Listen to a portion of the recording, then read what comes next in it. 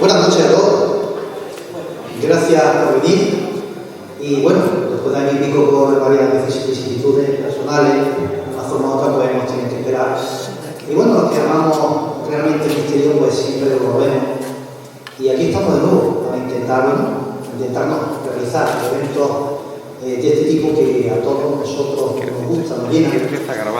Y lo primero que sí, dar las gracias a vosotros por venir, porque lo primordial, lo principal de esta asociación de Costa Insólita es pues, el ánimo, las ganas de ayudar a los más necesitados, por lo que tenemos una cantidad interesante de entrada para nuestro evento y voy a dar las gracias y voy a pedir un aplauso para todos vosotros.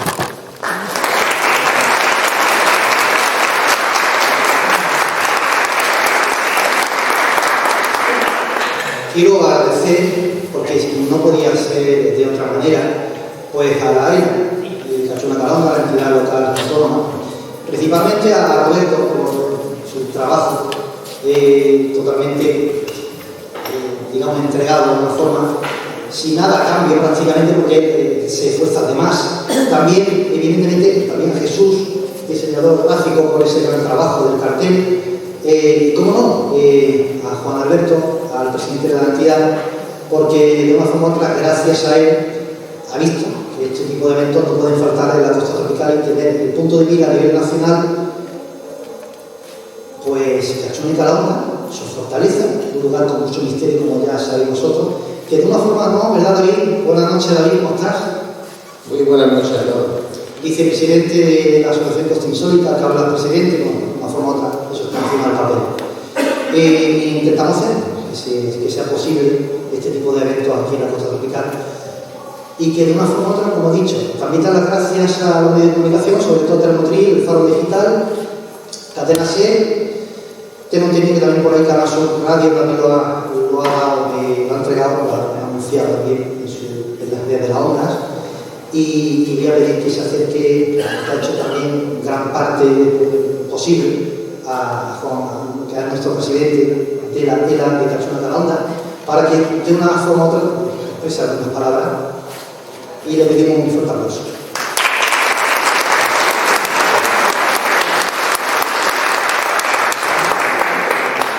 Bueno, como ha dicho ya, bienvenido a todos. La verdad que desde que entramos en el gobierno, una de nuestras principales prioridades era poner en valor el castillo de Cachuna. Creo que estamos haciéndolo y por una de estas cosas que queremos hacer a través de cultura, porque igual que este castillo en su día del siglo XVIII que está hecho, se pensó para salvaguardar las costas de los ataques marítimos, pues creemos que hoy puede usarse como ese buque insignia de la cultura y que estas piedras que nos son propiedades que de alguna forma protejan la cultura y fomentan la cultura de aquí. Obviamente dar las gracias a Costa Insólita porque se me gusta conmigo y vamos a ir trabajando mucho, vamos a seguir haciendo cositas y sobre todo las gracias a los dos autores que tenemos aquí hoy porque han venido a presentar aquí su libro y ahora veremos de qué van a tratar, que ya se va a poner un poco de adelante. Pero bueno, como he tenido que agradecido el libro de aquí y poco más. Espero que sigamos haciendo eventos, que espero que lo sigamos viendo y que sea el último y que espero que el día que yo no esté en el gobierno que se siga usando el castillo con esta misma línea de trabajo, porque creo que es importante proteger la cultura. Así que bienvenido a todos y que disfruten de este año.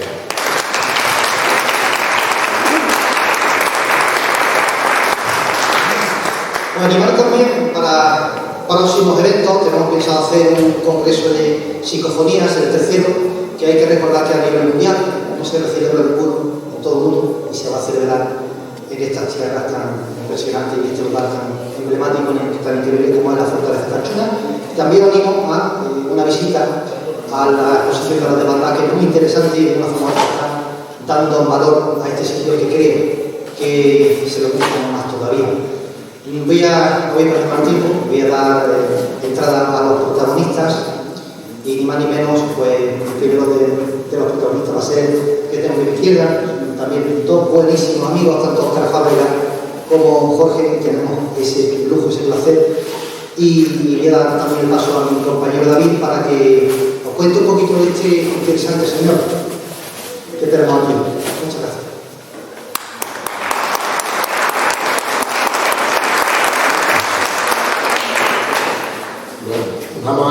Voy a contar un poquillo, lo he resumido brevemente, pero lógicamente mucho más grande. El amigo Jorge Barroso, nacido en Bilbao, se fue siendo un niño a vivir a Almería. Actualmente reside en Carbonell. Es un apasionado de la literatura, el cine, la historia, el misterio, sobre todo lo relacionado con la historia.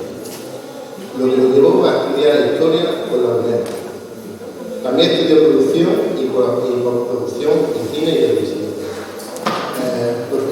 Profundación de técnicas audiovisuales y un máster de guión cinematográfico. Es presidente de la Asociación Cultural de Sensaciones de Carbonell y ha colaborado en diversos programas de radio y podcast como La Noche Más Hermosa, Otro Mundo o Esencias de la Oscuridad, entre otros. También es autor de varios relatos de texto en diversas obras colectivas, así como autor y director de diversos cortometrajes. Y por supuesto, el autor del libro que les presenta aquí, El sueño oriental de Napoleón.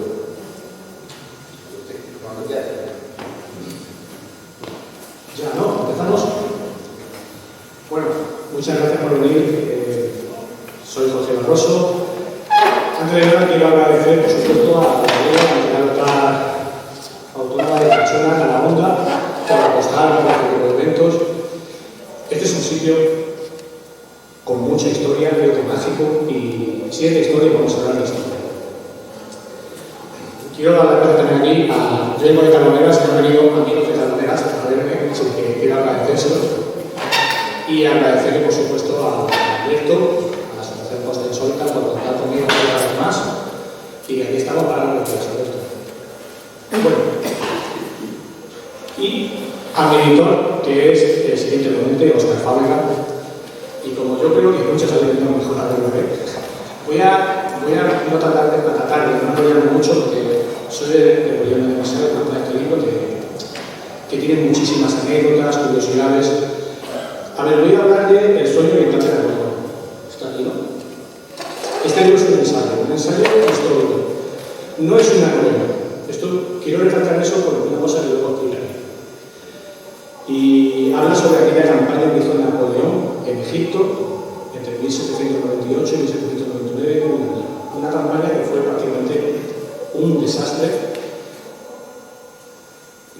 Voy a hacer eso. Creo que ¿alguien ha visto la película de Napoleón de Ridley Scott? ¿Habéis visto?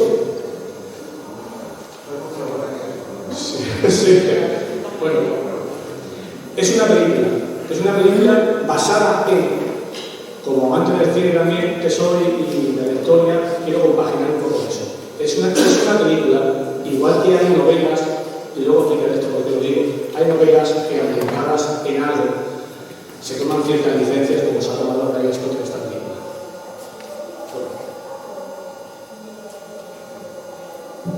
¿Qué conocemos de Napoleón realmente? Cuando le preguntas a alguien si conoce a Napoleón, todo el mundo conoce a Napoleón, obviamente, pero ¿realmente lo conocéis? ¿Y desde cuándo conocéis a Napoleón? Desde que da un golpe de Estado, se proclama cónsul, después se autoproclama emperador, Waterloo, ¿no? Luego está desterrado a la isla de Elba, luego se encadena y muere. Es lo que conocemos, que invadió prácticamente casi toda Europa, pero ¿qué le llevó a Napoleón a hacer eso, realmente?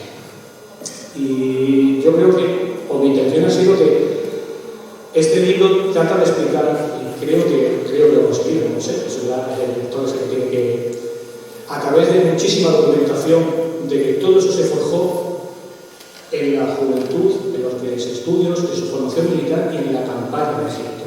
Napoleón, sin esa campaña, no hubiese llevado a cabo lo que hizo posteriormente. Voy a ir bastante rápido a lo que es la campaña de Napoleón en sí, porque como estamos en las crónicas insólitas, voy a centrar sobre todo en tres misterios que han recorrido la historia de Napoleón y la campaña de Egipto. Ya que estamos ante el misterio, vamos a hablar de misterios. padre, ¿verdad? Y así fue como firmó sus primeros documentos. Nació el 15 de agosto de 1869 en Córcega. Córcega, en ese momento, cuando Napoleón nace, exactamente un año antes fue comprada por los franceses a los italianos, ¿no? Esto porque no va. Disculpad.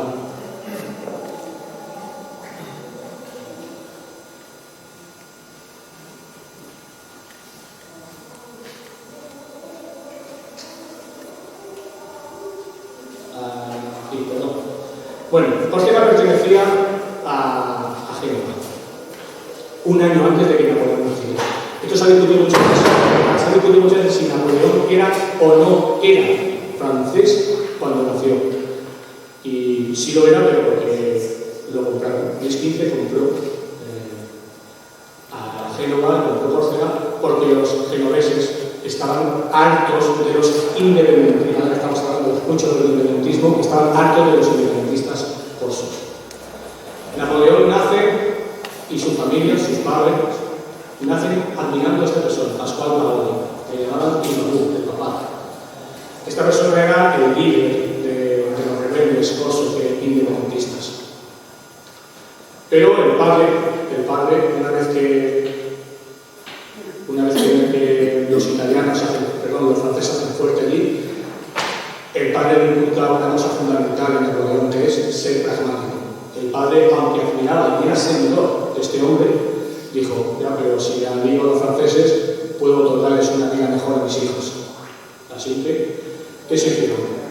Envió a la Escuela Militar de Brienne, el 23 de abril de 1779, hasta octubre de 1724. Aquí estuvo estudiando Napoleón, su juventud, su infancia. Esto es que en ese sitio ahora mismo, en Brienne, hay un museo de Napoleón. Napoleón fue un gran amante de la historia. Su gran pasión fue la historia y era un grandísimo matemático. Y esto tiene una razón. Esto que por aquí la historia puede ser para un joven de la escuela de Moral y Virtud es lo que realizaba en la escuela de Brienne para entrar a jóvenes.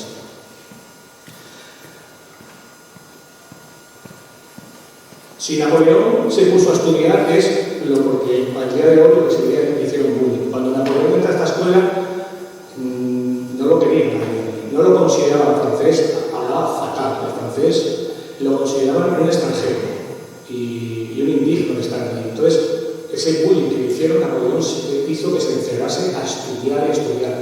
Y admiraba sobre todo la historia antigua.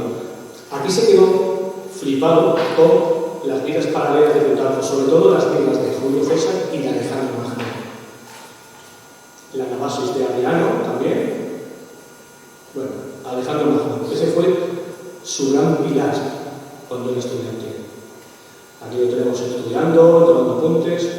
Esto es una breve anécdota de cómo él hizo, aunque esto es una historia que está recogida en varias biografías, se dice que puede ser algo, que posiblemente que no fuese real, pero bueno.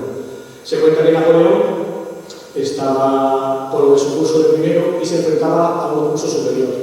En una Navidad, donde tenían que lanzarse bolas de nieve. Y Napoleón era quien dirigía su curso que era inferior y derrotó a su curso anterior. Ya digo que esto puede ser mentira. Un poco por la biografía posterior que hicieron para ganar a Napoleón. Vale. Me he saltado otra imagen. La otra imagen es que una vez que termina sus estudios se va a la Escuela Militar de París. En la Escuela Militar de París estuvo muy poco tiempo porque les pasó una cosa. Le llegó la noticia de que su padre había fallecido de un cáncer del estómago.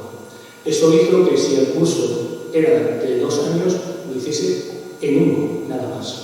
Se mandó a estudiar porque entendió que él tenía que sobrellevar a su familia económicamente, que sería en Córcega. El primer destino que vivió Napoleón era Valencia, que estaba el sitio más cercano entonces a Córcega. Y esta imagen es librería. Se pasaba las horas, mientras todos sus compañeros se iban siempre a buscar chicas, de fiesta por ahí, él se pasaba horas y horas, compraba libros en su casa estudiando. Napoleón también trató de ser escritor. Tenemos en su biografía que en ese momento, en unos apuntes, dejó esto escrito: situado frente a Egipto y colocado entre dos mares, realmente entre Oriente y Occidente, Alejandro Magno concibió el proyecto de transportar a él la capital de su imperio, haciendo de Egipto el eje del comercio mundial. Este conquistador eminente comprendió que Egipto, vinculado a África y Asia y Europa, le ofrecería el único medio de cubrir todas sus conquistas en el Estado. Esto lo escribió Guillem Tomás Reynal, pero Napoleón lo apuntó en la hoja, y esa hoja están todavía en el Museo de Napoleón. Creo que eso refleja un poco cuál era, dónde empezó a gestarse la idea de Egipto, la idea de Oriente. Perdón. Otro libro muy importante, he leído una vez.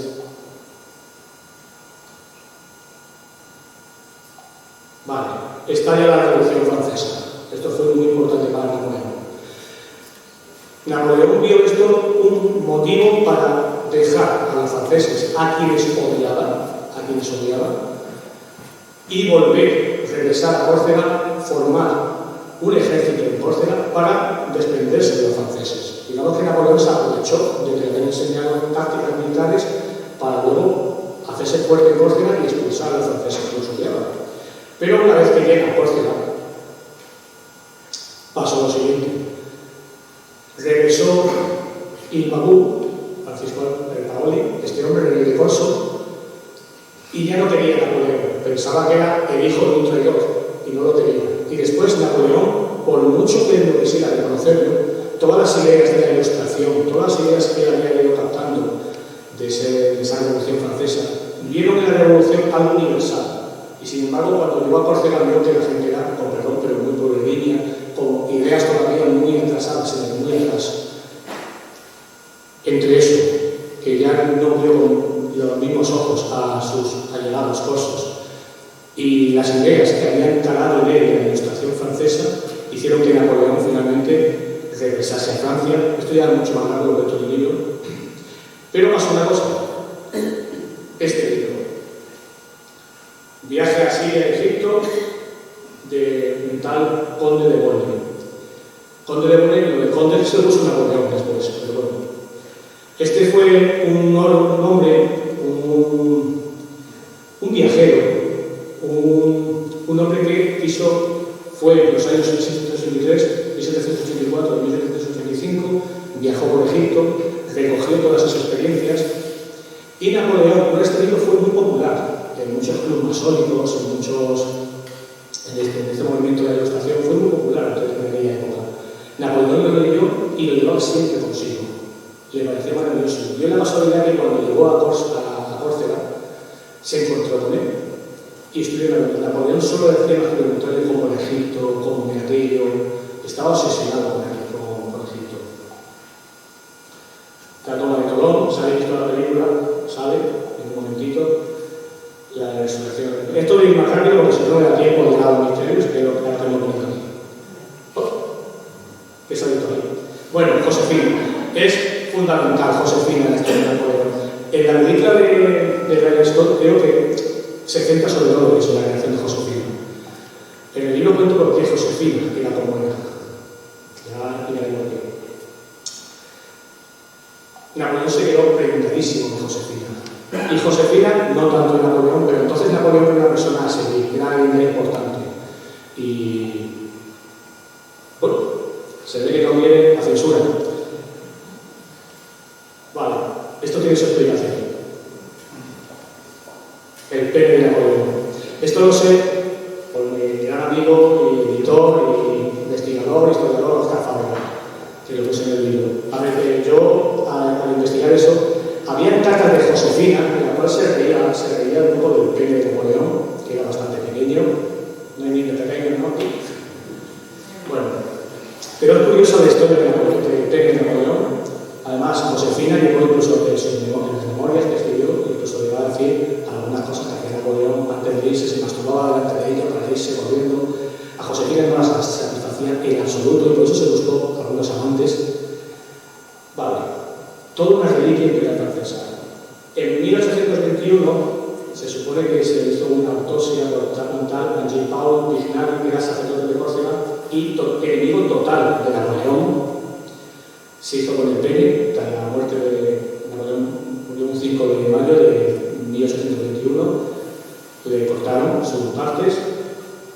fue pasando de generación en generación en generación desde el sacerdote de Córcega. Hasta que en 1916 los hermanos Marx, unos 24 de Londres, se hicieron con él. Ahí ya hasta 1924 que se hace Abraham Rosenbach por $2000, que era un vendedor de libros raros, se hizo con él, lo exhibió en 1917 en el Museo de Arte Francés de Manhattan. La revista Times se hizo un eco, cuidándose del tamaño del pene de Napoleón. Bueno, en 1947 la reliquia fue adquirida por un coleccionista llamado Donald Hyde. Tras su muerte en 1969, la casa de subastas londinenses Christie intentó sin éxito venderla. Hasta que en 1977 John T. Latiner, urólogo de New Jersey, y era un admirador tremendo de Napoleón, lo compró por cerca de $3.800. Según este urólogo, por lo que dejó escrito, el tamaño era 4,1 centímetros y en erección un máximo de 6,6. Pero este Napoleón padeció de un desorden endocrino, lo que limitó el crecimiento natural de sus partes. 30 años después heredó su hija, Eva Latiner. ¿Esto es verdadero o es falso? Para los que fueron adquiriendo el pene de Napoleón, supuesto pene de Napoleón, sí era real, pero es que esto, que este sacerdote que se hiciese con él la autopsia, está escritas en las memorias dudosas del mameluco Luis Etienne Saint-Denis, que era el ayudante de cámara de Napoleón, en 1852, que publicó, bueno, no sé francés, así que perdonar, Revue des Deux Mondes, como se diga. Entonces, no se sabe realmente si es verdad o no, pero el dinero que pagaron por él sí es real. La campaña de Italia fue fundamental para Napoleón. Napoleón hizo una campaña muy exitosa en Italia, lo que hizo que regresase como un héroe nacional de Francia. Aquí, este hombre, Charles de Talleyrand, en la película de Ridley Scott aparece un momento, pero si no sabes quién es, no sabes quién es este hombre, ¿no? ¿Por qué está aquí? Este es un hombre que, para alcanzar, digamos, el poder como ministro de Asuntos Exteriores, quería hacer algo en Egipto, mandar una campaña a Egipto. Pensar que Egipto en ese momento, para Francia, su mayor rival era Inglaterra. Inglaterra, unos cuantos años antes, había perdido las colonias en Norteamérica. Su mayor proveedor de materias primas y todo era la India. Para cruzar todo el material era el sitio idóneo. Porque si cortabas esa parte, tenías que recorrer toda África por lo que suponía eso de gasto. Lo que está pasando ahora con el canal de Suez, si se corta, si no se corta, es tremendo. Bueno, este hombre dijo eso, pero lo dijo sin convencimiento, era para ganarse un puesto. Bueno, Napoleón, cuando llega, planea ir a Egipto. A principio se lo negaron completamente, pero tras mucho insistir, y porque el directorio entonces en Francia, el gobierno francés, quiso quitarse del medio de Napoleón. Estamos en un momento de muchas revueltas, de muchos posibles golpes de Estado, y Napoleón era la figura que todos los dirigentes tenían, porque el ejército estaba con él. Entonces se lo hicieron quitar del medio, y Napoleón se quería ir. Ya tenía en su cabeza una idea que era partir para Egipto. El 19 de mayo de 1828 parte de Tolón con un buque que se llamaba el Orient. Toma Malta. En este viaje hay una cosa muy guapa, que es que Napoleón tiene algunas conversaciones filosóficas como existirá, vive las estrellas y los planetas, cosas así que me parecen muy interesantes. Alejandría, el 9 de julio de 1898 lo toma. La batalla de las pirámides. En la película que hizo Ridley Scott, se ve como Napoleón, el ejército de Napoleón, bombardea y se ve como la pirámide. Eso es falso total. Entre otras cosas porque la batalla de las pirámides, en realidad la batalla no fue ahí, fue más retirada. Y lo que pasa es que, para darle la publicidad posteriormente, este cuadro hizo que parecía que estaban justo a las pirámides, pero para nada. Esta batalla, que se dio muchísimo bombo, en verdad duró prácticamente 2 horas, no duró más. Pensar que los mamelucos entonces luchaban como en la Edad Media, luchaban cada uno independientemente, tenían un lema que era luchar con todas las riquezas posibles encima, con espadas y cimitarras, a ver cuántos franceses lograban matar. Cuanto más franceses, más vírgenes tendrían en el cielo o en donde fuera. Y claro, el ejército de Napoleón estaba totalmente acostumbrado, tenía tácticas de lucha, artillería, no les duró nada, duró 2 horas, duró eso. De hecho, muchísimos mamelucos para intentar sobrevivir se lanzaron al Nilo, allí murieron muchísimos de ellos. Posteriormente, en las siguientes semanas y meses, uno de los deportes que hicieron los ejércitos franceses era pescar mamelucos, porque como llevaban todas sus riquezas, bueno, Napoleón de Cancairo, Diego, esto viene bastante más rápido porque si no, no da tiempo a los misterios. Napoleón dentro de Egipto, la batalla del Nilo, que se hace de el 1 de agosto de 1798, Napoleón, toda su flota que estaba en el costado de Guadalquivir, fue totalmente destrozada por la flota inglesa. Esto que a priori podía desesperar a Napoleón, mucha gente, sus generales, su ejército, que veían cómo iban a quedarse ahí parados en Egipto sin saber por qué. Napoleón no le dio importancia, es más, así que lo agradeció, porque tenía una idea. La idea que tenía era quedarse en Egipto y llegar hasta la India, como dijo Alejandro Magno, y tratar de formar un imperio de ella. Y eso tiene mucho que ver en por qué se llevó a Napoleón una comisión de 167 científicos de todas las ramas del saber de Francia. Antes de esta campaña, jamás se había llevado una comisión científica tan importante. Al sumo 2 o 3 científicos, pero por ejemplo en la campaña de Italia iba un matemático, pero eran para capturar reliquias, tesoros y demás cosas de Francia. Pero ¿por qué Napoleón se llevó una comisión científica tan importante? Y era por esa idea. No sé si conocéis que en la antigua Grecia, Alejandro Magno, había un término que se llama anatomía, que era como la fusión del saber griego con lo mágico, con el saber oriental, y hacer una especie de fusión. Napoleón quería hacer exactamente lo mismo, quería fusionar la ilustración del saber, de esa Europa ilustrada, de esa Francia, con ese conocimiento de Oriente. Así que yo genial, bueno, a mí Miguel. Bueno, hubieron fiestas, Instituto de Egipto montó un instituto de Egipto que era a imagen y semejanza del Instituto de París, de Artes. Mujeres, Napoleón se echó un amante allí.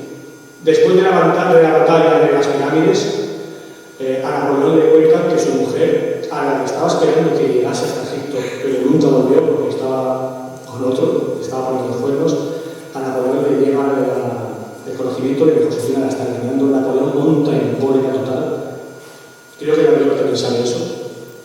Hay varias revueltas que Napoleón tiene que resolver. Ciertos abandonos, ahora digo los abandonos, una cosa interesante.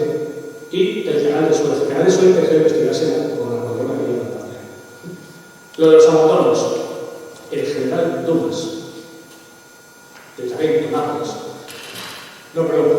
Bueno, el general Dumas estaba completamente harto. Era en las memorias que hay de Napoleón y de sus generales, resulta que una vez que llevan varios meses allí en Egipto, ya empezaban a estar muy hartos algunos generales.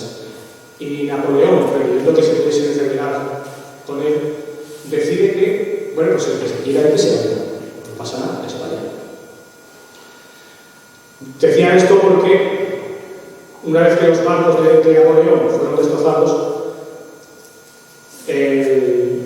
había en toda la costa estaban los buques británicos haciendo una especie de muro con barcos para que no entrasen y saliesen de allí. Entonces, todo aquel que saliese de Egipto con alguna embarcación, una de dos, o lo capturaban los ingleses, o si lograban esquivar ese bloqueo naval, si llegaban hasta Francia, iban a ser acusados de traición. Así que, bueno, pues que quieren que se vayan. Uno de ellos fue el general Dumas, un hombre enorme, un mulato. Me imagino que conocéis el apellido Dumas. Vale, este es el padre del escritor, Alejandro Dumas. Bueno, pues este hombre huyó, cogió un barco, se fue, llegó hasta Tarento, en Nápoles. Es curioso porque antes de que, cuando Napoleón llega a Egipto, en la campaña que Napoleón hizo en Egipto, hizo de Tarento prácticamente toda Italia, la conquistó para Francia. Pero una vez que Napoleón se fue y llegó a Egipto, varios en Italia, con el imperio austriaco ayudándoles, recuperaron de nuevo Nápoles. Cuando este general Dumas llegó allí pensando que llegaba a un sitio que pertenecía a Francia, bueno, pues lo metieron prisionero, estuvo 2 años, lo dejaron salir, llegó a Francia, llegó a un estado deplorable, duró muy poco, pero duró lo justo para que naciese su hijo, Alejandro Dumas. Y es curioso porque el Conde de Montecristo, ¿lo habéis leído? ¿Sabéis de qué va? Está basado en esa historia de su padre. Esta es, por ejemplo, es la amante de Josefina. En el libro cuento cómo hizo Napoleón para quedarse con ella, es muy interesante, pero no tengo tiempo. Vale. Dominique Dumas, de los muchos científicos, artistas que fueron con Napoleón, este para mí es muy importante. Escribió un libro que se llama Sin Mañana, Viaje del Alto y Bajo Egipto. Yendo por el Alto Egipto, tomó notas, dibujos de todo lo que después era Karnak, Asuán, Tebas, Luxor, todo eso que estaba casi totalmente en ruinas. Y este libro tiene mucho que ver con una cosa que tiene después. Gaspar Montel, alemán, inventor de la geometría descriptiva. Esto es muy interesante y tiene mucho que ver también porque ¿qué pensaba Napoleón de las pirámides? Tiene que ver con un misterio que luego hablaremos en pirámides. Y tiene que ver con otra cosa que me parece muy entretenida. Napoleón les dijo en un momento, a partir de octubre, noviembre, que se tenía que congraciar con la población de Egipto. Tenía que hacer algo, ¿no? Porque tenía que ver que el pueblo egipcio admirara las cosas que traían los franceses y a la vez los científicos que estudiasen aquel pueblo, aquella cultura, y entre ellos, pues, le digo a Gaspar Montel, porque él sabía de música y montaron una banda de música. Entonces, en la plaza más importante de aquella época, de la Plaza Estivella, con toda la banda de música que llevaba el ejército de Napoleón, les dijo: bueno, pues vamos a tocar música aquí, para congraciarnos con el pueblo. Lógicamente empezaron con músicas militares, porque la población allí, eso no les importaba nada. Empezaron a tocar música de Mozart. Pero la gente allí, claro, Montel lo que dijo fue que es que, claro, la población de allí era inculta musicalmente, que eran unos incultos, y ya no sabía qué tocar para que la población de Egipto se animara. Hasta que empezó a tocar un tema. Empezaron a tocar la típica música que se tocaba en las tabernas, que no valía absolutamente para nada. Es como si ahora ponen reggaetón, perdón, ¿vale? Bueno, pues la población de allí empezó a saltar la alegría, estaban, claro, Montel pensó, claro, esto es por vuestra cultura musical, pero si esto es lo que queréis, esto es lo que queréis. Y tocaban siempre un tipo de música. ¿De dónde venía esa música? Y tiene una explicación. John Churchill, por supuesto, el antecesor de Churchill, el famoso Churchill, primer duque de Marlborough. Vale. Y nos vamos más atrás, a la séptima cruzada, Luis IX, reina de la Media. En estas cruzadas, en la séptima cruzada, el rey francés Luis IX fue escarciento. Fue hecho prisionero y Francia tuvo que pagar una cantidad enorme por él. Vale, pues resulta que estamos en un momento en la Edad Media donde se gestaban muchas historias. Ahí se creó un personaje de leyenda que era Marlborough. Y era la típica leyenda medieval con un personaje que era entre francés, egipcio, y se trajeron una música de Egipto, se llevaron de las cruzadas, una música que surgió en Egipto, se la llevaron a Francia. Empezaron a tocar los trombones, los juglares, se fue extendiendo con el tiempo, hasta que nos vamos a la batalla de Malplaquet, en la era de sucesión española, que lucharon los ingleses contra los franceses.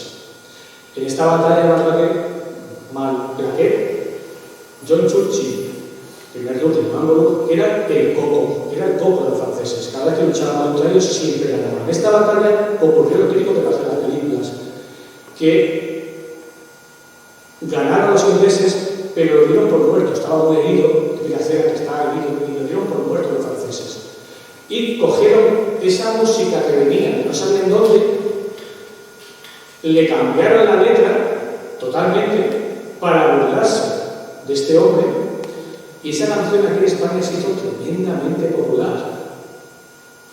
Mambrú se fue a la guerra, que lo peor pequeña. Esa canción, esa música es de Egipto a la media. Esa fue la que tocaba el matemático con su banda y que el pueblo egipcio españaba la guerra. Una curiosidad, la empresa tabacalera, en el principio del siglo XX, en 1910, quería montar, era Philip Morris, quería montar un cigarro apto para mujeres, mucho más suave, y hicieron ese trabajo, pero no sabían qué nombre ponerle. Entonces, da la casualidad de que en esa época, en Londres, en la calle Duque, en un Borough, se insertaba la fábrica de Philip Morris. Entonces, por pronunciación, en Estados Unidos le llamaron Marlboro. Marlboro es Orange. Bueno, anécdotas. El 10 de febrero de 1699, la campaña de Siria contra el Imperio Turco, la disciplina fortaleza, es muy importante esta campaña, el horror de Jaffa, los arrestados, San Juan de Acre, de la sede de fin del sueño. San Juan de Acre fue el final, aquí no pudo derrotar al ejército turco y ese fue el sueño del fin del sueño vital. Napoleón regresó a Egipto. Cuando regresa a Egipto, que ya tiene planeado huir de Egipto, dejar tirado a todos, entra en la Gran Pirámide. En verdad entró dos veces, justo cuando entró, un año antes y el 12 de agosto. Que entró en la pirámide es cierto. Ya que durmió allí, vale, cosas importantes, aquí se descubrió la famosa piedra de Rosetta, ¿no? En julio de 1799, un oficial de Chad, la Rosetta, que es de Ptolomeo V, de 1126 a.C., con 3 tipos de escrituras jeroglíficos y el mismo tipo de religión, que fue luego descifrada por Champollion. Esto es importante para todos después. Se publicó un libro maravilloso después, una vez en Francia, la descripción de Egipto, que son 9 volúmenes increíbles. Napoleón deja completamente tirado a su ejército, regresa a Francia hasta llegar al golpe del Brumario, el 18 de Brumario, y se proclama cónsul. Esto es lo que más o menos sabemos de la campaña. Nos vamos a los misterios, que es a lo que vamos a poner aquí. Disculpad. Y vamos a ver esto. No sé si conocéis ese texto.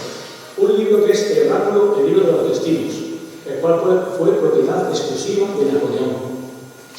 Existen muchos libritos sobre esto, y mucha gente a día de hoy cree que es cierto. Este es un antiguo manuscrito, se supone, egipcio, encontrado en 1801 por un tal M. Sonini en una tumba real del Alto Egipto. Un manuscrito alemán encontrado entre el equipaje de Napoleón en su retirada de Leipzig. Esto es lo que cuenta el libro este, ¿vale? Dice que un oficial prusiano lo vende a un general francés que era prisionero de guerra. Este hombre quiso venderlo, pero no pudo, y se lo entregó a su mujer. Este hombre murió, se lo entregó a su mujer, pero le dijo que por favor se lo entregase a Napoleón, porque debido ponía que era de Napoleón, y se lo quisieron entregar. La mujer no pudo. Intentó hacerse entregar a la emperatriz, María Luisa, de Austria, entonces la mujer de Napoleón, pero era imposible. Hasta que Napoleón muere, y se lo entrega a la emperatriz, y así. Y la emperatriz lo que hace es traducirlo al inglés en 1839 y después al castellano en 1850. Eso es lo que se dice. Según este libro, a la cabeza de la Comisión de Artes de la campaña de Egipto se hallaba un tal M. Sonini, que en unas tumbas reales del Monte Líbico, cerca de Tebas, encontró un sarcófago. En ese sarcófago, pegado al lado izquierdo, encontró un rollo de papiro con magníficos jeroglíficos. Y se lo hacen saber a Napoleón. Napoleón llama a un sabio doctor allí que dice logra descifrar los caracteres egipcios. Se trata, oh sorpresa, de un oráculo. Napoleón lo hace transcribir al alemán. ¿Por qué al alemán? Claro, Napoleón piensa, lo traduzco al alemán por si alguno de mis aliados se hace con él, Dice el libro que Napoleón hacía más que preguntarle cosas de su vida pasada y te contestaba y te respondía lo que había sucedido. Y que a partir de ahí Napoleón, cada vez que le preguntaba qué iba a pasar en la campaña, pues eso hizo que Napoleón empezase esa senda de victorias. Pero bueno, Jafa perdió, sin que ya. Y que hasta. Bueno, el papel tenía el título de El libro sobre el destino del mundo. Según ese sabio copto, que no sabemos quién es, por el nombre, había sido dictado a un sacerdote egipcio llamado Napsi por el mismísimo Hermes Trismegisto, el mensajero de los dioses. Napoleón pregunta, el oráculo responde. Esconde el original y luego lleva consigo la traducción alemana. El original, por supuesto, nunca se ha encontrado ni nada. Y esa traducción al alemán lo perdió en Leipzig en una batalla, que fue una derrota, y en 1513. A partir de ahí, todo lo fue mal.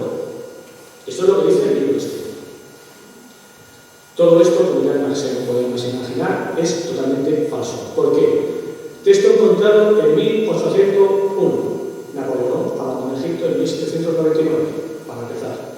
Encontrado por M. Sonini. Este hombre, que ahora me quién es, porque también tiene otro misterio que se le ha atribuido, que es así, le gustará a Oscar.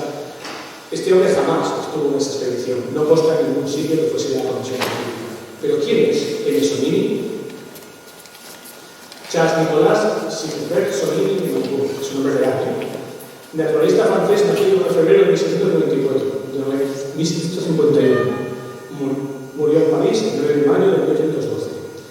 Empezó siendo forense, pero lo dejó para ser naturalista. Le encantaba. Y para eso se apuntó al ejército y fue oficial de la Marina. Viajó por América del Sur, por África. Una mentalidad rigurosa y científica, estaba atraído por la mentalidad ilustrada, las ciencias naturales se han reducido. Era profundamente anticlerical, posiblemente por eso le hicieron lo que le hicieron. El 27 de abril de 1777 se embarcó en un buque, el Atlante, con destino a Egipto. Hasta 1778, que estuvo viajando por Tebas, Asuán, y regresó a París. Ese es el título, no lo voy a decir porque si no, ¿vale? Pero es el título de un libro que publicó en 1799, justo cuando Napoleón regresó.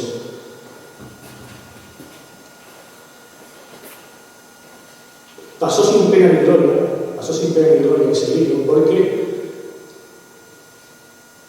antes puse a Alban Denon, un artista que llegó a Francia, publicó un libro con prácticamente el mismo título y fue mucho más vendido. Este pasó sin pena ni gloria, no se lo compró casi nadie.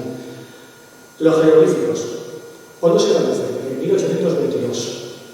¿Cómo iba a ser algo tan corto a traducirlo si no se había traducido hasta entonces? Y esto tiene mucho que ver también con Athanasius Kirchner, un jesuita alemán, 1601-1680, que es, esto lo conocemos dentro de un misterio bastante popular.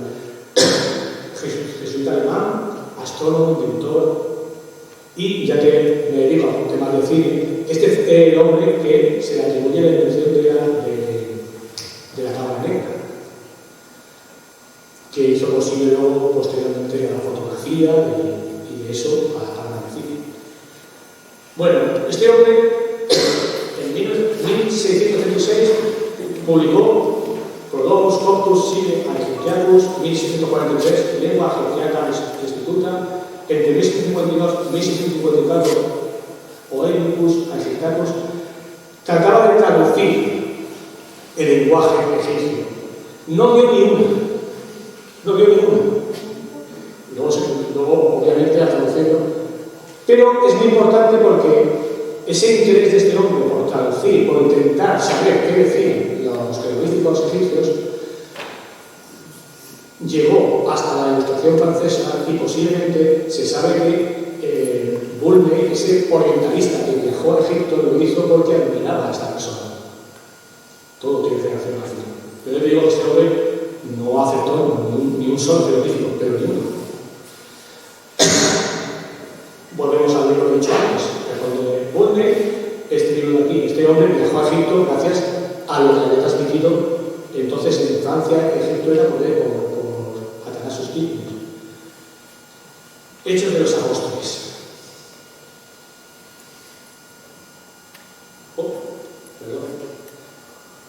Hay libro supuestamente perdido de los Hechos de los Apóstoles, que se denominó el manuscrito Sonini. Supuestamente, Sonini se encontró en una publicación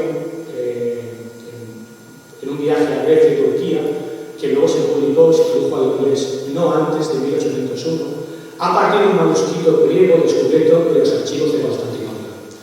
La obra apareció por primera vez en Londres en 1871. Fijaros cuánto tiempo. Es un texto breve que pretendía ser la traducción de un manuscrito que contenía el capítulo 29 de los Hechos de los Apóstoles, el viaje de Pablo a Britania, ojo, y a España, donde predicó a una tribu de israelitas en Newgate Hill, que es donde está la actual catedral de San Pablo en Londres. Si conocéis el libro de los Hechos, termina en el capítulo 28, cuando Pablo está bajo arresto domiciliario en Roma y pasa lo que pasa. Esto obviamente es un texto apócrifo totalmente, no tiene ningún sentido, pero se la volaron a este Sonini, no se sabe muy bien por qué, igual que le atribuyeron el otro libro de los oráculos, quizá porque este hombre pasó sin pena y sin gloria y era fácil meterle ese libro. Otro misterio, Le Poule Noir o la Gallina Negra. Este es un grimorio, ¿sabes lo que es un grimorio?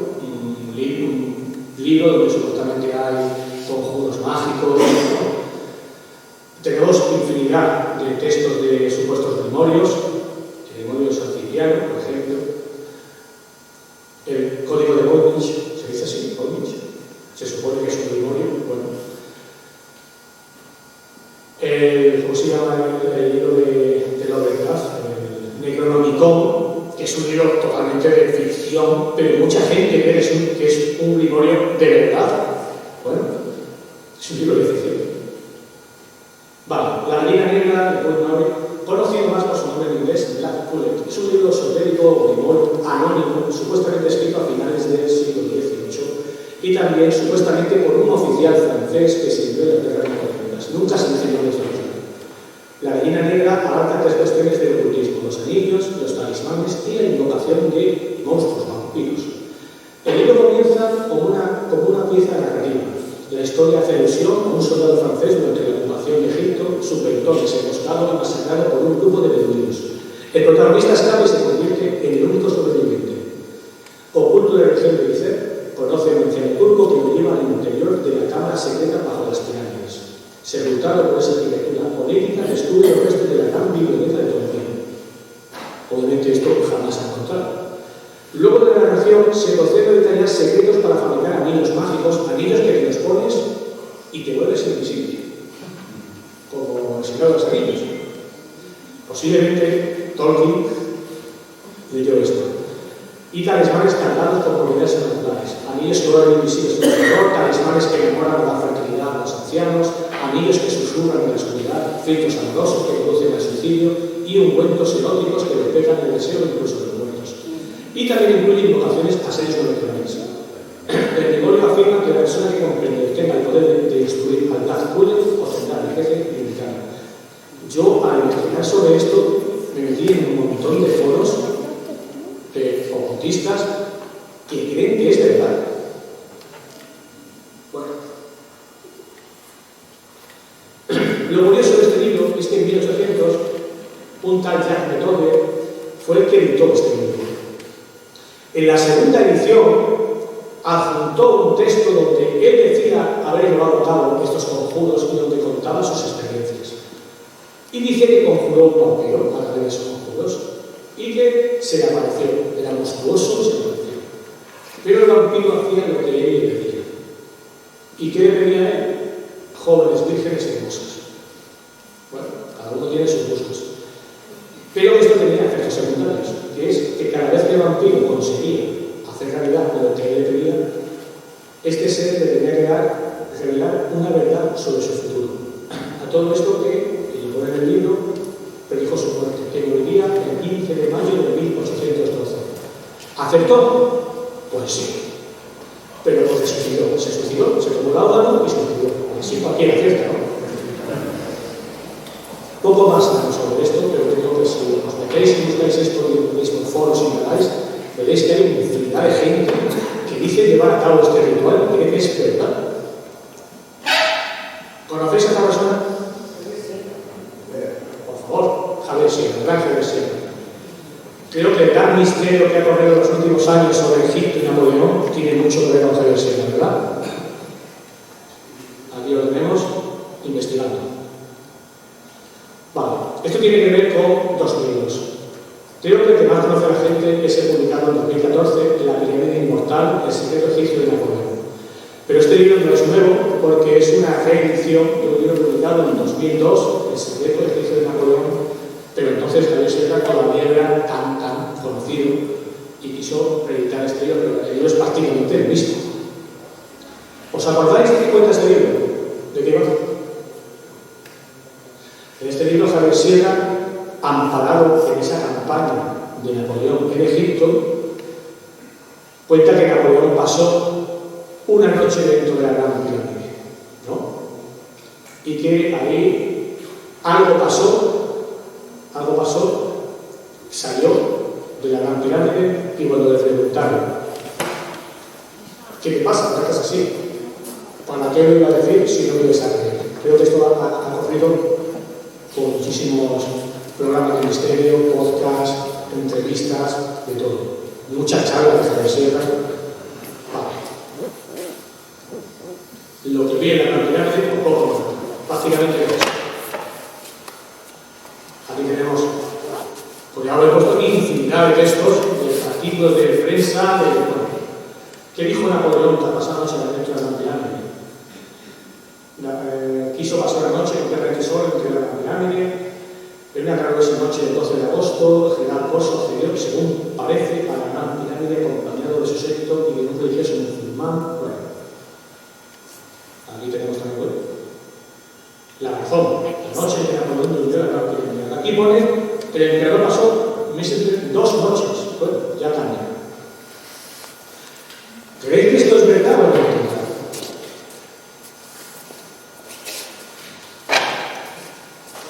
Porque la gente da por hecho, ser Javier Sierra, porque Javier Sierra ha dicho que esto es verdad. Bueno. Esto es lo que, esto es tal cual pone el libro de Javier Sierra. El 13 de agosto de 1729, hacia las 6:30 de la mañana, Napoleón Bonaparte emergió por sus propios medios del oriente de la Gran Pirámide de Giza. El reencuentro con el general Kleber, importante general, fue emocionante, y allí mismo, ante la autoridad militar que los había escoltado, le formuló una pregunta que durante muchos años repetiría en privado. Mi general, ¿qué os ha sucedido? El joven estratega, turbado por lo que acaba de vivir, respondió lo mismo que diría una y otra vez hasta su exilio y muerte en la isla de Santa Elena 22 años más tarde. Aunque lo contara, no me ibas a creer. Voy a empezar desde el principio otra vez. Ridley Scott es una película con licencias. Lo de Javier Sierra son novelas. Ya hay un dato erróneo, hablo de historia. Pone que el general Kleber, al verlo salir, le formuló una pregunta que durante muchos años repetiría en privado. ¿Quién? ¿Napoleón, el general Kleber? El que sabe algo de esta campaña sabe que Napoleón, cuando dejó tirado su ejército, al que dejó tirado al frente de su ejército fue el general Kleber, que pilló un cabreo tremendísimo con Napoleón, que de hecho dijo que cuando regresase a Francia le iba a restregar los calzoncillos cagados en su mano. Esto es tal como lo pone los informes de los generales. Tenía un cabreo enorme. ¿Cómo podría repetirse aquella pregunta? El Kleber de Napoleón, si Kleber se quedó en Egipto y lo asesinaron en el Cairo un 24 de junio de 1800. O sea que ya hay un dato erróneo aquí. Pero bueno, es una novela. Ya le hubiese gustado Kleber de Napoleón para decir otras cosas. Se dice también que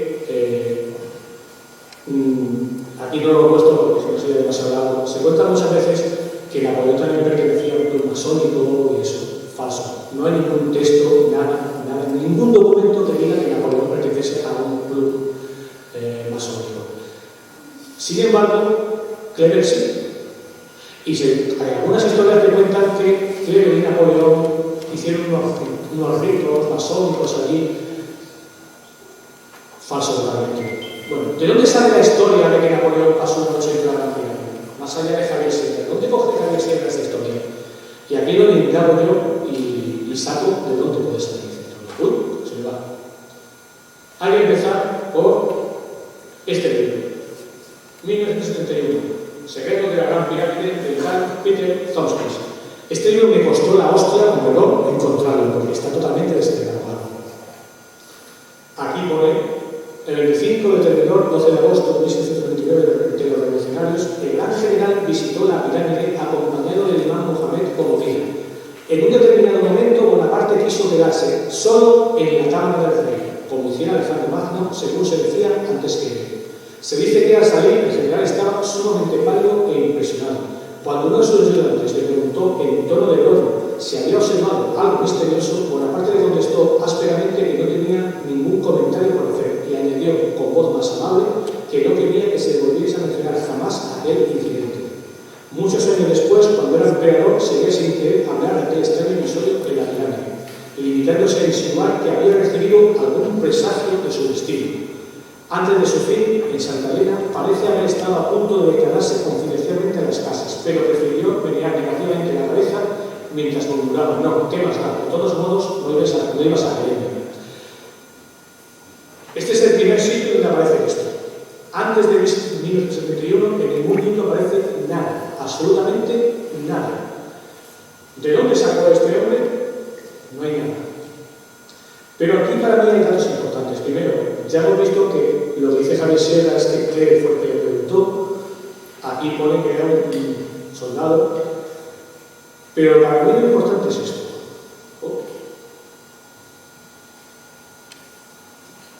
Bueno. Se sabe que Napoleón, en su producción científica, llevaba este nombre, el de Francois Geomatic, que fue el editor jefe de ese libro impresionante de la descripción de Egipto, que son unos volúmenes impresionantes sobre el conocimiento de Egipto. Fue editado por Napoleón Bonaparte en 1902, publicado entre 1809 y 1892. Este hombre fue el jefe del equipo que llevó a cabo esta edición. Este hombre sí entró en la Gran Pirámide, formuló la sugerencia de que la llamada Cámara del Rey, con su sarcófago vacío, no había sido necesariamente una tumba, sino un monumento métrico, cuyo objeto era sintetizar y perpetuar un sistema de medidas. Este hombre estaba asesorado con eso, con las medidas. ¿Habéis leído la novela de Sierra? Vale, pues rápido. Vale. Esto es lo mismo que digo antes de Peter Thomskis, así que paso. Y nos vamos a este libro. Paul Breyer, un egiptólogo que le llaman Mr. Momia. Este hombre habló en este libro sobre las propiedades mágicas de las pirámides. Hablaba de los textos de las pirámides, que es de la dinastía. En los textos de las pirámides, si conocéis un poco la historia o algo sobre la historia de Egipto, aparecen a partir de la quinta dinastía. Las pirámides de Giza son de la cuarta dinastía. No existe ningún texto, nada, ningún jeroglífico de pirámides. Este hombre fue el que propuso que las pirámides eran máquinas de resurrección. Antes de este hombre, nada. Bueno, sí, perdón, cada tiempo. Y en el libro dice que para volver a ir a los faraones se tenían que pasar 3 fases: el despertar del difunto de la pirámide, su ascensión y su ingreso en la congregación de los dioses. Pero esta idea era nueva, porque André Duchamp, en 1976, un gran año por yo, publicó el libro Magia destinada al faraón difunto y al sucesor, el enigma de la Gran Pirámide, que había unas pruebas iniciáticas para morir y renacer. El otro escritor cogió las ideas de este hombre y escribió otro sucedáneo. Esta es, la Cámara del Rey, un artículo más sencillo. La Gran Pirámide de Giza tiene la cámara subterránea, la cámara de la reina y la cámara del rey. Anterior a estas pirámides, las mastabas, la pirámide escalonada, las otras pirámides que se trataron de hacer antes, en ningún momento tienen cámaras dentro de la pirámide, siempre son subterráneas. En estas, cuando se hace la cámara subterránea, y conforme se va haciendo, se hicieron la cámara de la reina y la cámara del rey. No había absolutamente nada, porque fueron totalmente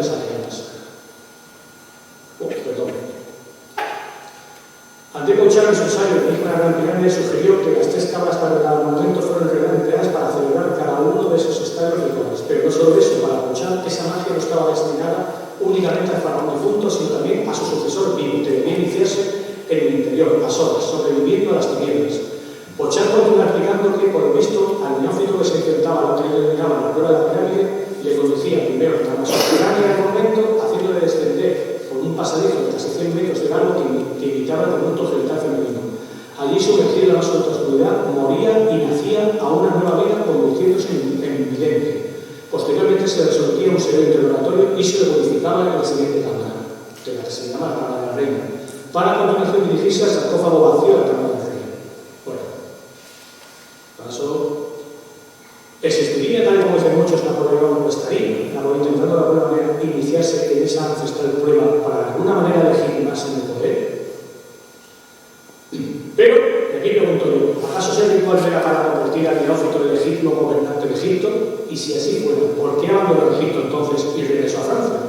¿Tendría acaso que el ritual del poder le convertía a Napoleón en gobernante de Francia y desatenderse de sus responsabilidades del país que le había otorgado el poder? Para que no tiene sentido alguno. Muchos dicen también que Napoleón, esto lo digo un bestseller publicado en 1733 de un abad, el abad Jacques de Rasson, La vida de Setos, tomada de las memorias privadas de los antiguos egipcios, donde se describen las pruebas iniciáticas a las que debe someterse el faraón Seti en la Gran Pirámide, que es frecuentada por reyes posteriores a ellos. Seti pertenece creo recordar, que a la dinastía visigoda del Imperio Medio. Esta es una novela de fantasía totalmente, aunque mucha gente de hoy cree que es real. Esta obra inspiró la flauta mágica de Mozart, por cierto. Esta es un texto de Leknovich, que es una orientalista, que la obra pretende ser una traducción, pero bueno, el autor dijo ya que era totalmente una obra de ficción, ¿vale? Voy a adelantarlo, que fue totalmente inventada. La obra de Terrasson llegaba a insinuar, digo que es una obra de ficción, que el interior de la Gran Pirámide había sido frecuentado por reyes posteriores a aquellos, probablemente para participar en aquellos extraños ceremoniales o pruebas iniciáticas. Y tal vez por eso Napoleón, al ver aquello, quiso anular aquellas pruebas creyendo que lo que decía el libro de Terrasson era cierto. Y si esto fuese verdad, Napoleón lo hubiese hecho nada más tomar Italia, y no cuando tenía que tomar la decisión de regresar a Francia, ¿no? Y esto tiene mucho que ver también con el Festival Hepse, que es el jubileo de Faraón. ¿Conocéis esto? Esto es una prueba que se hace cada 30 años de reinado de un faraón, se hacía un jubileo. Se ha llegado a proponer que Napoleón no lo hizo porque uno de los rituales que se llevaba a cabo era el llamado Hepse, una fiesta del antiguo Egipto con la que se creía que el faraón rejuvenecía accediendo a los secretos de la vida eterna.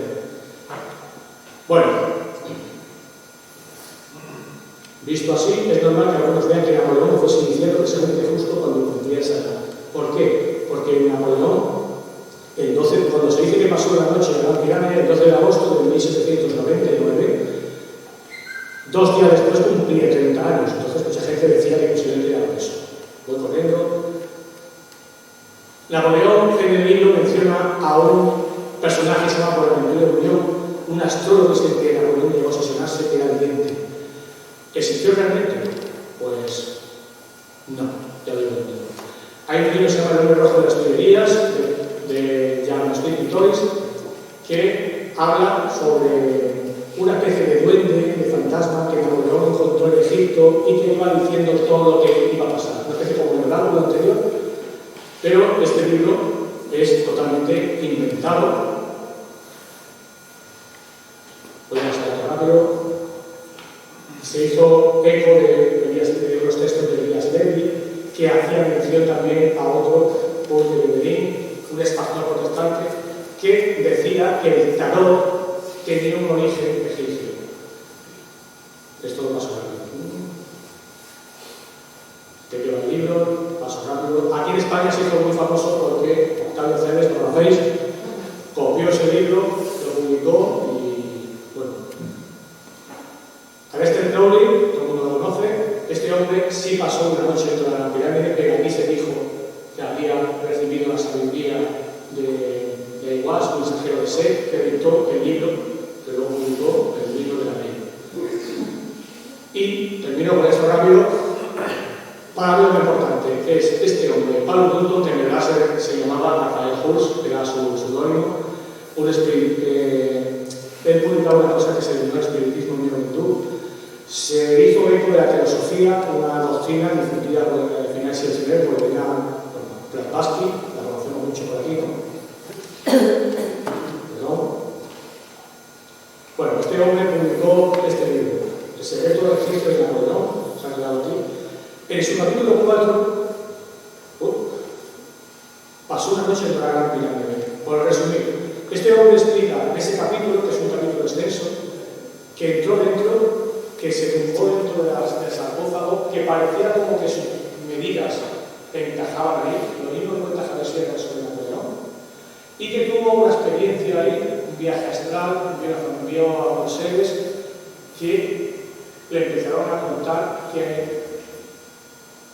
sobre la inmortalidad, que se podía llegar a ser inmortal, que la inmortalidad del alma.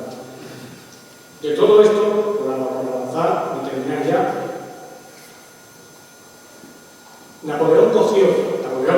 Javier Sierra cogió todos estos datos para escribir una novela que, aunque sea vendida como que es verdad, como que es realidad, ha creado un mito moderno.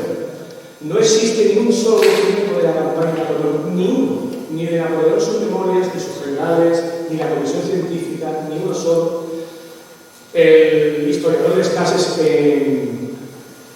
en Santa Elena, que escribió sobre él con Napoleón, no existe ni un solo texto, ni uno que diga para qué lo vas a contar si no lo vas a creer. Esa frase que se ha hecho tan célebre no existe en ningún solo documento, ninguno. Y ahora vuelvo y termino. Israel Scott se tomó sus licencias y Javier Sierra se tomó las suyas, pero lamentablemente no es cierto. Y ya nada, perdón.